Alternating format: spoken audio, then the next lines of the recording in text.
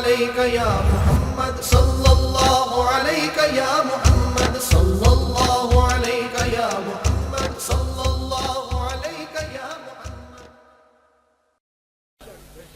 اب لوگ کہتے ہیں ہم تو بخشے جائیں گے، ہم بھی کہتے ہیں وہ 5 نمازوں سے بھی جنت مل جائے گی، بلکہ اگر عقیدہ تمہارا صحیح ہے، گستاخ نہ ہو، گنہگار ہی صحیح، حضور پاک کہ گستاخ نہ ہو بھلے گنہگار ہی صحیح، ہو سکتا ایک ہی دفعہ ان کے نام کو چوم لو، اسی صدقے سے اللہ تعالیٰ تم کو بخش دے. اور ہمارا عقیدہ ہے گستاخ نہ ہو، کلمہ گو ہو، بخشا ہی جائے گا.